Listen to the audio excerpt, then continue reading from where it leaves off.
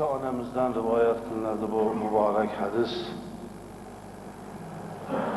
Bu kishi aytadilar, eshitdim Rasululloh sollallohu alayhi vasallam dan mana bu so'zni: "Man takallama fi shay'in minal qadar su'ila anhu yawmal qiyamah va man lam yatakallam fihi lam yus'al anhu." Kimki har taqdir to'g'risida gapirib yursa, men aytib beraman ertaga nima bo'lishlarini. Menga odamlarim yetkazib turadi. Men mana shunaqa fazilatga ega bo'lib qoldim. 5-6 kunni ham, 1 yilligini ham, 2 yillikini ham deb taqdirlarga aralashib yursa, nihoyatda ko'p Alloh qiyomatda xo'sh sen qayerdan bilding, nima bildirdi, nimaga taqdirga sen bunday osilding deb Alloh 1000 yillab halik boshqa hisob kitobga o'tmish taqdirda hisob kitob bo'lar ekan. Taqdirdan gapirmagan odamdan umuman Alloh u to'g'risida so'ramas ekan. Hozir nima ko'paydi?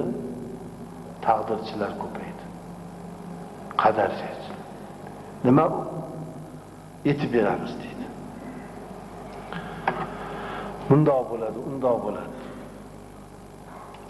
Bitta shunaqa taqdirchi bittasini taqdirini aytib beribdi. Ertaga senga bundoq bo'ladi, indiniga bundoq bo'ladi. U o'g'ri ekan, sherik. Bittasi mana shu eshitib turibdi, ikkinchisi hamma uyini yig'ishtirib ketibdi. Bor yo'q pul-mullarni ham olib yozib ketibdi. Birovlarni taqdirini aytganingcha o'zing taqdiring nima bo'layotganini bilib olding. Hali o'g'irlar ketgandan keyin dod o'zini bilmaganda uyini yig'ishtirib ketishini, tomirini ushlab turibdi, o'g'riligini bilmayotibdi-yu. Bu nima niyatda kelganligini. Bular hamma ko'z bo'yama, yasama, hiyla, nayrang, ustalik. Nima ko'p hozir? Yurak o'ynog'i ko'p. Nima ko'p hozir? Dushmani ko'plar, ko'p odam dushmandan deb bilib yuradiganlar ko'p. Nima ko'p ish yurishmagan ko'p. Nima ko'p o'zini bir joyim kasalmikin deb gumon qilib yurgan ko'p. Na qarab turib, sizni men bitingiz og'rirkan, o'tiz bunday ekansiz, iyi topdi-ya, to'g'ri-ya.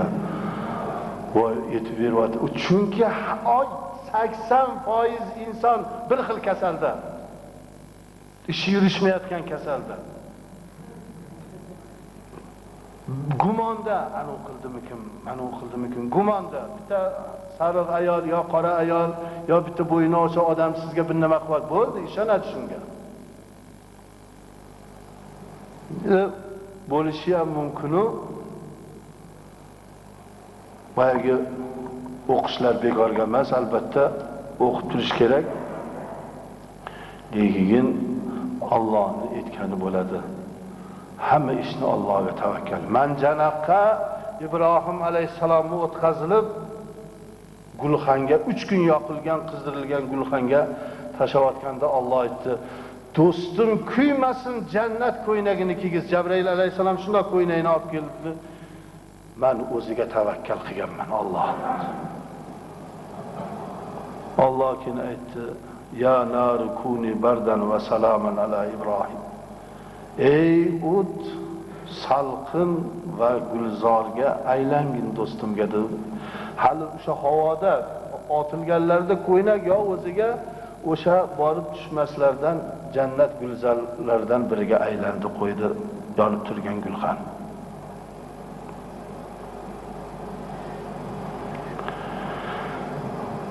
O'ziga haqiqiy endi qattiq bir ishonish. Lekin hammasini zamirida albatta aql bilan, tushuncha bilan o zot Ibrohim Halilullohki Alloh vahiy varib, oyat suhuf tushirib nima qildi turibdilar. Ehtiyotni biz insonlar hamisha aql bilan, fikr bilan o'zimizni ehtiyotimizga ham ancha ishlarni qilib yurishimiz kerak.